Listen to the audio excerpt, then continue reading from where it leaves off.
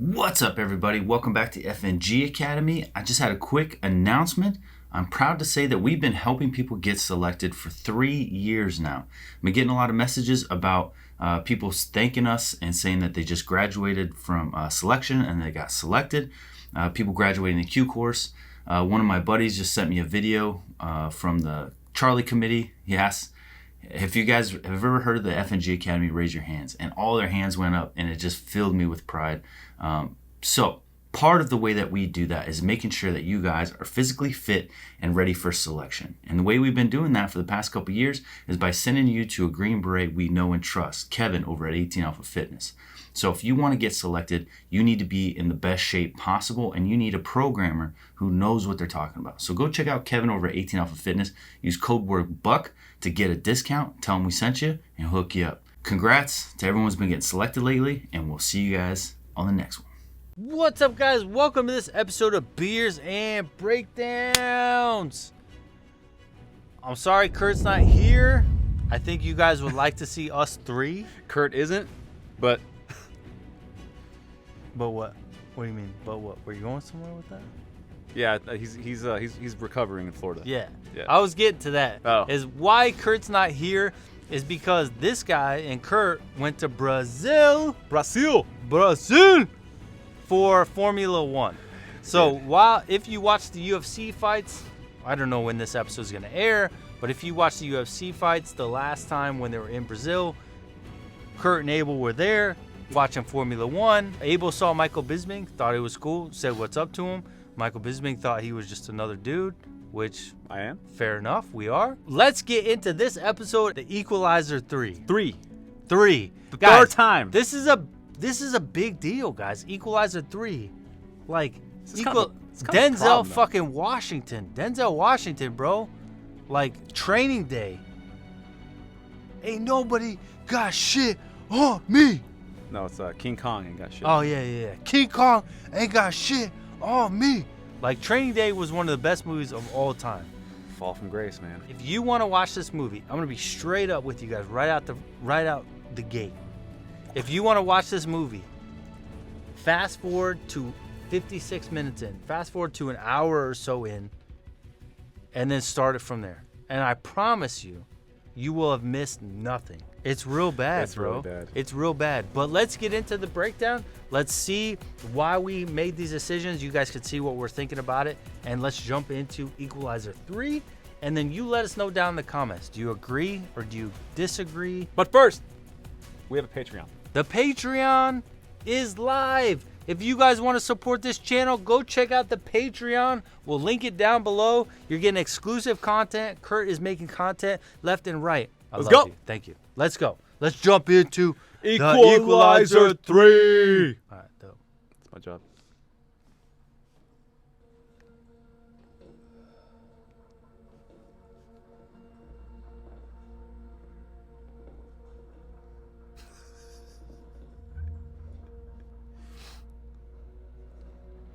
Let's give it a little more time.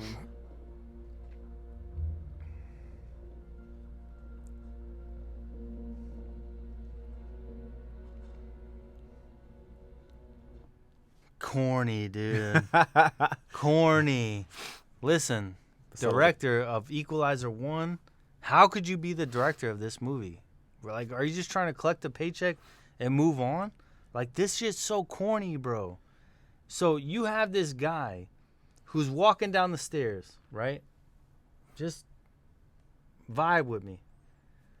He sees one of his men dead. Then another one stabbed in the face with a machete or a chef's knife, whatever, cut in the face, and then passes another one. And he's still just hand on the gun behind his back, waiting to pull it out. How many people do you need to see murdered before you just pull the gun out and have it ready to kill somebody? That's his workspace.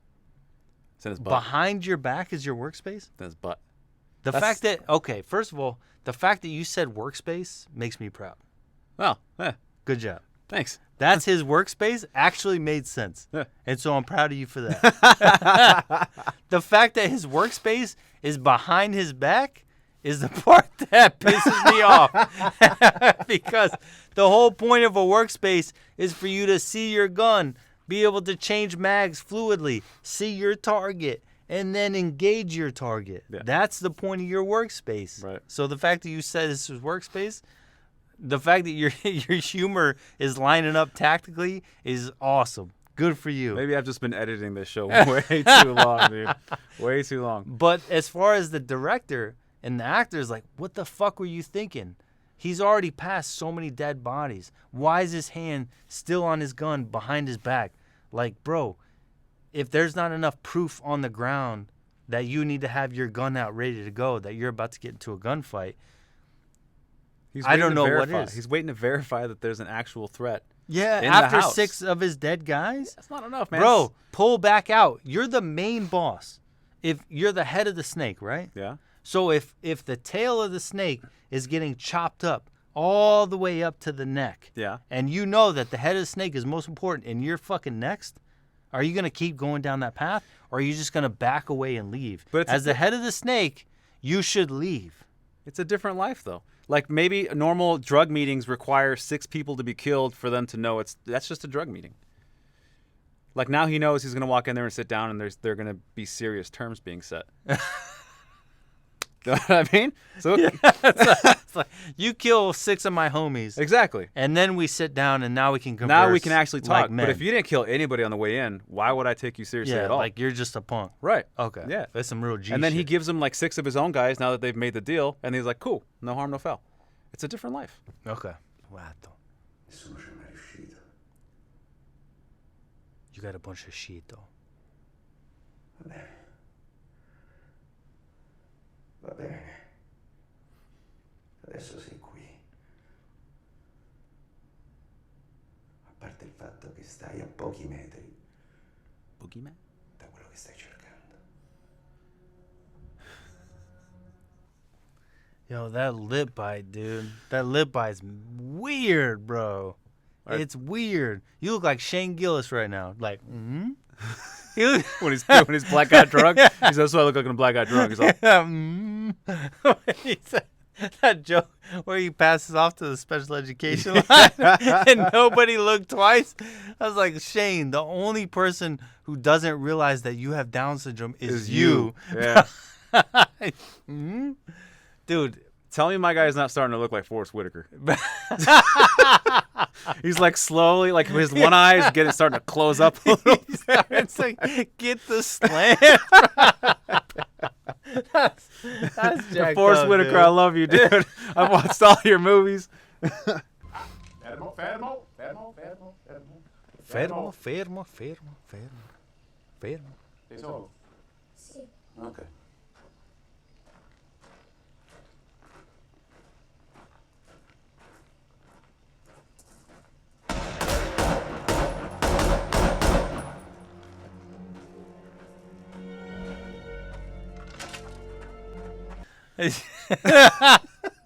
So Did you see it now? That yeah, that I so told his you? finger didn't move. Yeah.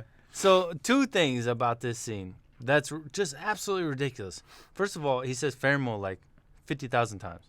Fermo. If you need to say that many times, you obviously have distrust in this kid, right? Yeah. You just keep repeating yourself, almost like a cop. Put your hands behind your back. Put your hands behind your back. Right. Put your hands behind your back. But then he all of a sudden decides to trust him. And then he hears a gunshot. And this is the wildest part for me. Is he starts shooting this trained assassin, like Yeah. you said.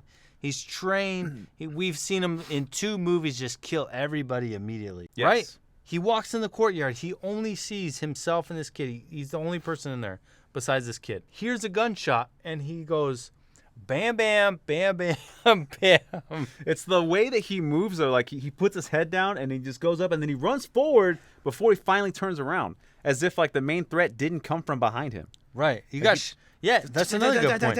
You got shot in the back. Yeah. That should be another indicator that the person that shot you is behind you. Yeah. You didn't get shot from Jesus. Right. So stop trying to shoot Jesus. It would just make more sense to me if after this one time that he got shot, he started realizing that he's losing it and he doesn't have it anymore, right? And this whole movie's about it, which is what I thought it was. I thought it was like, oh crap, they're gonna get real on us, and it's gonna be a show of like the downside, and he's gonna struggle from here to the end of the movie and maybe barely make it. But no, he just kind of recovers. You guys, well, we'll get to it, but just that doesn't happen. Just trash. The whole like shooting. If it was like known, suspected, likely, that's a special operations tactic where it's like, if you get shot at, you go with the known. I saw that guy shot at me. You get with the suspected. I suspect he was coming from this building because it's the best vantage point. And then you go down to the tertiary, which is likely. I don't know, I don't suspect, but likely, if I were to guess, it would be this position, and you shoot back to try and save your own life. So he went through a series of known, suspected, likely that was just like and then shot like a halo ring around his head, and never thought to look back at the kid that he knows is there and to think maybe this kid that you pointed your gun at and told him 5 times to stop and put it down, that maybe he was the one to shoot you. Yeah. Never crossed his mind until it was literally the last second. It was just so ridiculous.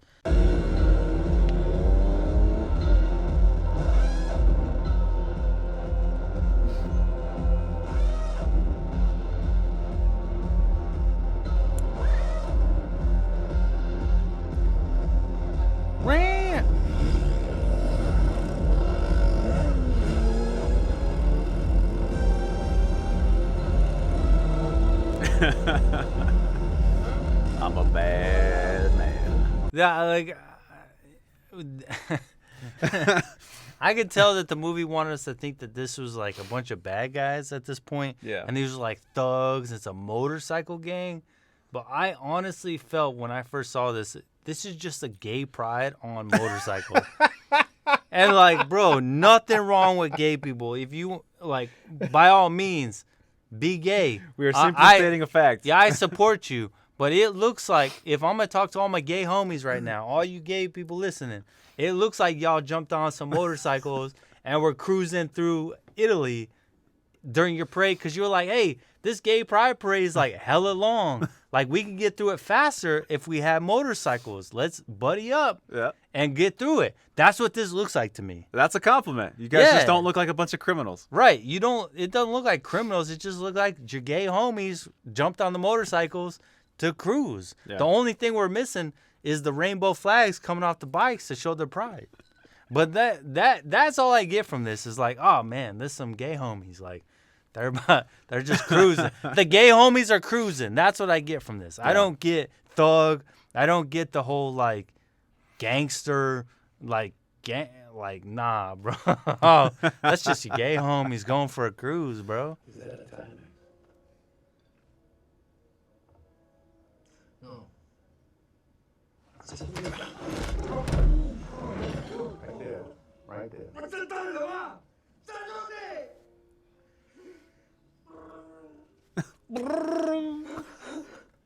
It's the median nerve that I'm compressing. Get the fuck out of here, bro. Get the fuck out of here. Wait a minute. So you're telling me I'm a big time gangster. You come to my area, in my territory, where I'm in control. You ask me if my Rolex, because obviously they spell it out for us because we're too stupid to understand what's happening, right? Right. So you got to spell it out for us. Is that Rolex a Timex? No, it's a Rolex. And then show him that's a Rolex so he can grab my wrist, punch me into the wall.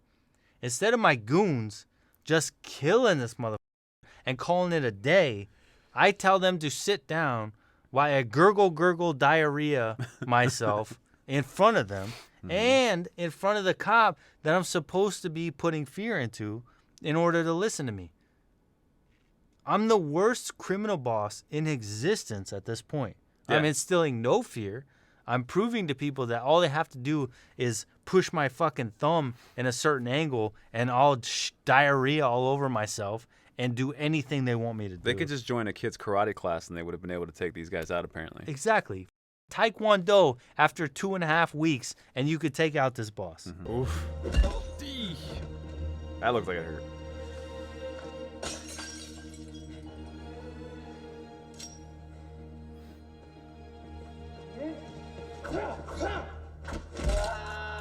Oof.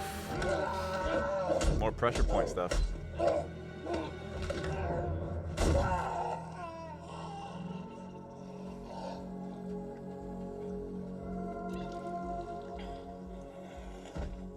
Oh, why does he stare him down like that? It's so awkward, bro. Because John Wick did it.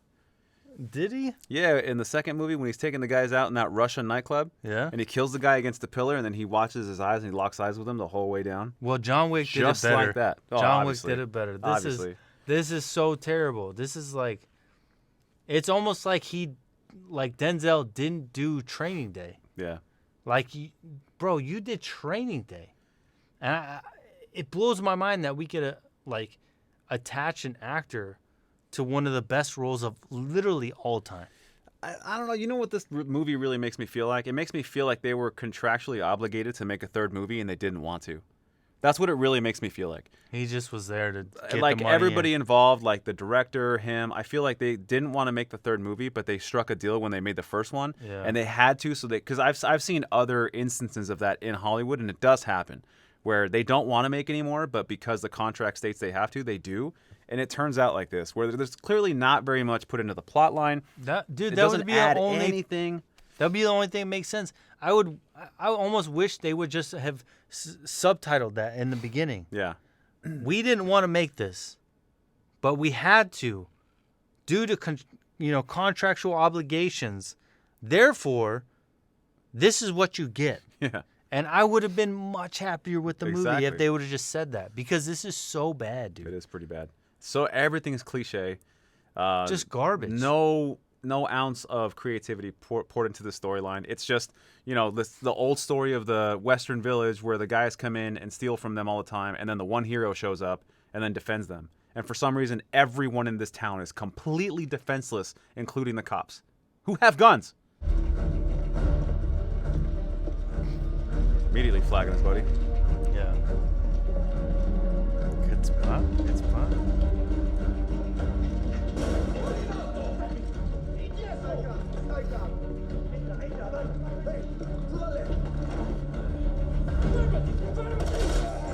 See?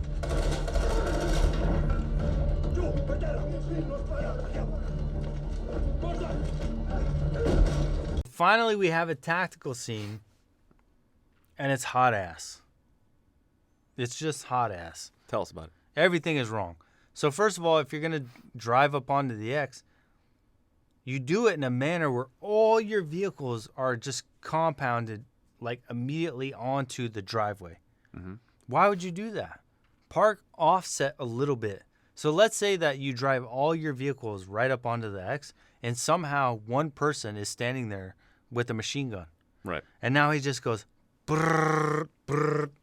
Everybody's dead. Yeah, nobody gets out. He got all the windshields. Everybody gets shot in the face. Everybody's dead. Why would you consolidate your guys all into this fatal funnel, essentially? Mm-hmm. Park them just a little bit offset into the woods and have them move on foot. So that way they don't hear the vehicles coming up to the location, and then they start preparing. So park offset so they don't hear the vehicles. Yeah. Get out, move in a tactical formation. You could have multiple groups. You could have a sniper, you could have an assault group, you could have a support element, whatever, right? And then you flow in. And then immediately he sees a guy that's unarmed and just kills him. Yeah. So that's murder. All right? So we think, okay, they're going to kill everybody. Then they flow in, and simultaneously they see a guy to their left with his hands up. They spare him, and then immediately there's a bathroom door shut. Right. And they just start shooting through the bathroom door. Right. They don't know who's in that bathroom. They don't know if it's a kid, an adult, if they have a gun, Right. Nothing. They just unleash and open up on that bathroom door, murdering whoever's inside. Right. So, like you said earlier, you were like, I don't know if they're killing everybody or taking hostages. Can't tell. You can't tell. They because kill Tom Segura to the left. I don't know if you saw him, but he looked See, just like Tom Segura. He puts his hands up and gets shot. And then they go into the next door, and the guy's like, no dispare. And he doesn't shoot him. right? And then they just shoot through the bathroom. That guy didn't even have a chance to ask for his life. Right. You don't even know if that guy has a gun. Right. Or if it's a kid. It Yeah. could be a little 8-year-old girl in there going back to the bathroom, and you just shoot her because you didn't even open the fucking door. So it's like what they say when they started the scene. It's like, shoot some and don't shoot some. Right. You kind of need a mix of both. It doesn't make any sense. Yeah. But see what I mean? Oh, and then another thing is the visors. So you have a visor that's like half over your face and half not. Tactically, never. Why would you do that? Have a line right here. Why would you have a line right here across the most important part of your face? For what reason? What are you trying to those visors, the design of that visor is to prevent getting spit on. It's a police visor. Right. It's not a tactical assault visor. The whole visor getting pulled down, I'd never even seen one in special operations. The only time I got a visor is when I was a police officer to avoid rocks hitting me in the face, to avoid getting spit on, to avoid just random projectiles that were non-lethal hit me in the face so I could block it and not shoot back. Yeah. That's the whole point of a clear visor, is it's not escalated to the point where I can kill you. So I'm just going to take it like a beer can, a rock. I could take it, block it, deflect it, and then move on and not kill you for throwing a fucking rock at me. Yeah. You know? Yeah. That's the point of a visor. So they're going in, obviously, on a kill mission with visors down. The whole thing is wrong. Right. But again, like I said, if you see what happened when they went in, regardless of tactics, the way they kill some and just don't kill others, Doesn't make goes sense. to show there was no sense to the storyline, and they didn't care who lived and died because it made no difference. They were like, hey, the storyline's just kind of moving. Just do the usual. Like, there's no reason for it to matter because they didn't care about the storyline, which makes me think they didn't want to make this movie, and they said, fuck it, just do whatever you want. But I'm sure one of you guys will let me know in the comments.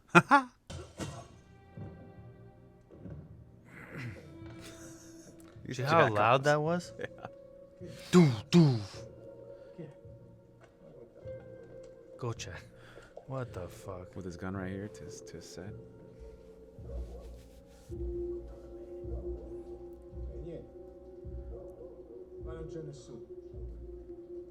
There's no one. Come on, bro. Dude, so much wrong with this. First of all, you're getting dudes killed, and then they're just falling to their knees and then falling down on the ground. Mm-hmm. You're telling me that you're going to go to sleep in your house. Things are such heightened security that you brought in like all your goons Right. to watch your house. And you're going to sleep like a fucking baby while a 6-foot male at 220 pounds drops to his knees and then falls to his face. Yeah.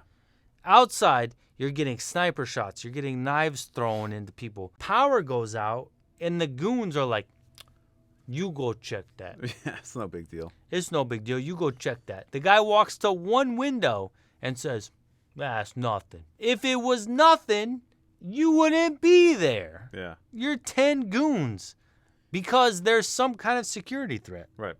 Bro, my dog stands up. I'm talking like Italian. I don't know why.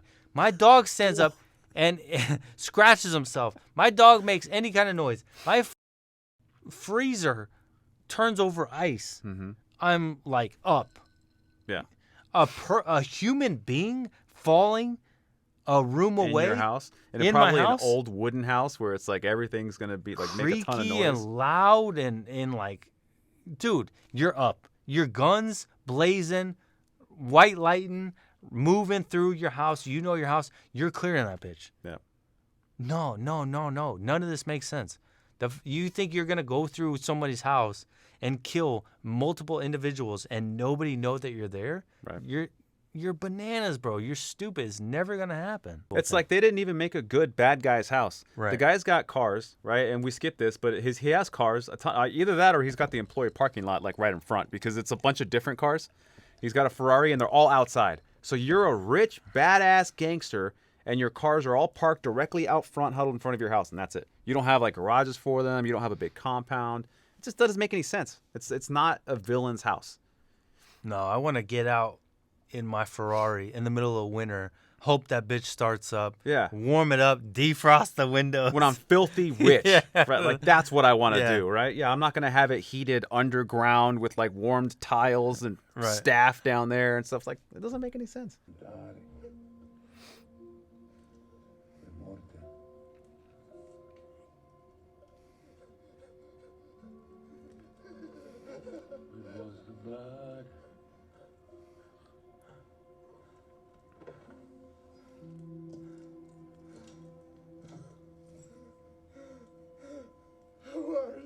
You have less than 6 minutes before the kill. Bro, why? All Why right, do so they always ask who? They always. Who are you? He gets to the main boss in like 2 seconds because the main boss turns out is a useless, scared baby who doesn't really know how to shoot a gun. And the first question the main boss asks, which every fucking main boss asks, who are you? That's all they care about. In their dying words, in their last minutes, their last seconds of life, all they care about is who the person is that's going to kill him. Yeah. Does it matter? Really? Like, who gives a shit, dude? If you're going to come up and gun me down at fucking 7-Eleven, Yeah. it doesn't matter to me. It's my final moments. It is what it is. I'm not going to spend my last breath saying, who are you? And he's going to be like, Steve. I'm like, oh, sweet. I'm glad I knew that your name was Steve before I got swagged. Who gives a shit? What kind of pizza do you like, bro? Like, what does it matter who that person is? He's about to kill you, and you know you're about to die. Yeah. Yeah. It's just a stupid question. Very cliche. Very no fight to put up against because that would be more scenes. It's just that's it. This is the end of the movie, by the way. He just infiltrates the house with no resistance, which is why I said when he first got shot with the kid, I was actually pretty optimistic about the movie. I was like, oh, it's going to show some realism. He's slowly kind of going downhill now. He doesn't have it anymore, and it doesn't. He just basically recovers, and then he's able to take out an entire criminal organization in Italy single-handedly. And it really, if you watch this movie with the stuff we cut out, he's able to actually do it in like a day. Yeah, it's real easy. Yeah. And now, okay, so if we want to make this movie better, this is what we do, right? He gets shot in the back, and then he tries to live up to what he's used to doing, but he fails and fails and fails, but slowly, just barely makes it by the skin of his fucking teeth to get by. But he can't let go until the final moments, and then he gives it all. Right. And then the boss and him die together. Yeah. And then it ends. That would make so much more sense. He can't do it anymore. He was on the tail end. He's in retirement. One last mission, and he goes for this last guy. And this last guy is tough. He's super hard. He can't surmount those odds, and they take each other out. Yeah. So it's almost like David and Goliath. It's the Rocky story. Right. He comes up to beat him in the end, but really does he beat him? No, because they died together. I think the budget would have been too high for that, so. Why you? Okay. They weren't going to worry about it. No, I agree with you. I just don't understand why writing changes the budget. You already went this far. Yeah. Why can't you just make a better storyline and then figure out how to implement that into your budget? We'll never know. We'll never know because we don't know how to make movies, guys. Yeah, that's we true. just watch them and say whether they're good or they're bad. Verbal diarrhea. Verbal diarrhea. Don't listen to us. Don't listen to us, guys. And if you're one of the actors in this movie, you're one of the directors, Please listen to us. Don't listen to us. We've gotten contacted by a lot of actors and directors and producers from the movies that we review, and we're sorry, but we're going to be honest. So if we didn't like it and you're one of those people, I'm sorry. Do a better film next time. Call us. We'll give you our best advice, but that's all we could do. Hope you guys enjoy that episode of Beers and Breakdowns. But if you didn't like this one, trust us, a better one's on the way because we're gonna review something truly fire, truly to the highest level of tactical experience. We're gonna review a show called Lioness. Ooh, guys. you're in for a real treat on that one. If you think you like Lioness, or if you think you don't like Lioness, you don't even know what you like or you don't like. We're going to tell you. We'll see you on the next episode. Peace.